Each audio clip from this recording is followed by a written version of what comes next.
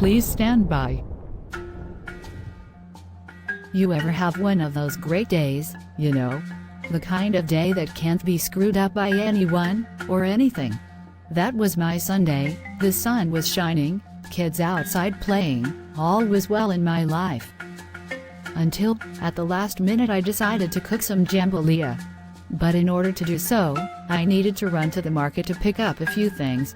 That's when I knew I should have just ordered pizza. I caught the call as it came in, and this is how it unfolded.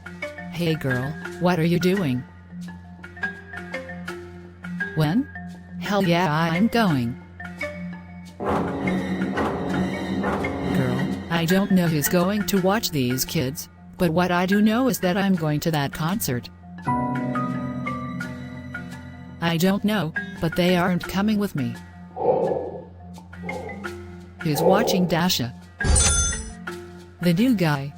Does he watch all kids, or just yours?" "Right, I think it's all a hoax. They always talking about human trafficking. We're friend." "All I want to know is where are they snatching up kids, because it ain't over here. I have 6, I'm trying to drop off. Hell, I'll even buy their outfits."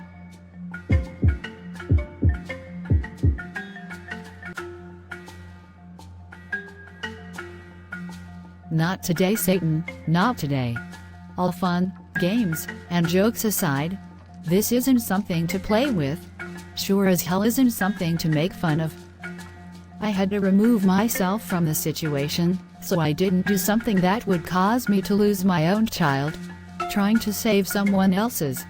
Understand that human trafficking is real, and we can't just save our own children, but all children that's within reach of us. The average age of a teen that enters the sex trade in the US is between 12 and 14 years old, and this is the third largest international crime industry. More than 50% of the people being forced into these sex crimes, across international borders, are children. Before we go, here's a review on one of my novels, Queen's Innocence. I did interviews and research to make sure that I did everything I could to show what some of these children are forced into. The main character is a split between several women, giving Queen her very own identity. Thanks for viewing. Please visit thorn.org to assist an organization that is really about change and finding these victims and bringing them home to their families.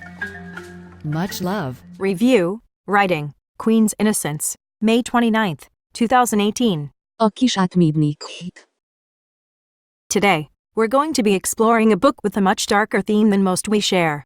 But often, the books with the harshest look at reality are the ones most important to read. After all, is there anything more frightening in the world than the things that we, as humans, do to one another? I was recently approached by author D. Odell Benson concerning her novel, Queen's Innocence. A realistic look at the practice and aftermath of human trafficking in the life of one girl.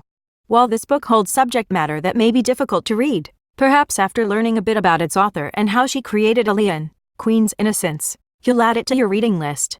Aaliyah was born into a loving family with 2 parents, a full toy box, and the carefree innocence that children inherently have. But when her father crosses the line and assaults her, Aaliyah's life is turned upside down and the once promising trajectory veers sharply off course. She rapidly slips through the cracks, the police and foster care failing her at every turn. She passes through the hands of doctors and caseworkers, warehoused and ignored. When it does come time for freedom, she leaves the system only to be forced into a new type of system, one where women are a commodity to be bought, sold, and abused. But as Aaliyah grows and is faced with the ability to retake her power, there are those who don't wish to lose out on the money she can earn them.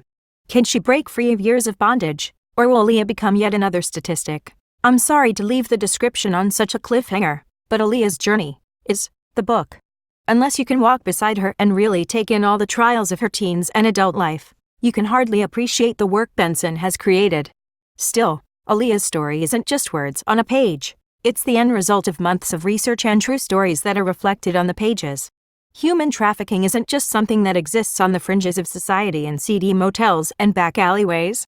It happens in the penthouses in New York City, the farmlands of Iowa, the split-level home next door, and the streets of your own town. This includes my own area, no matter how quiet my middle-class, suburban streets now are.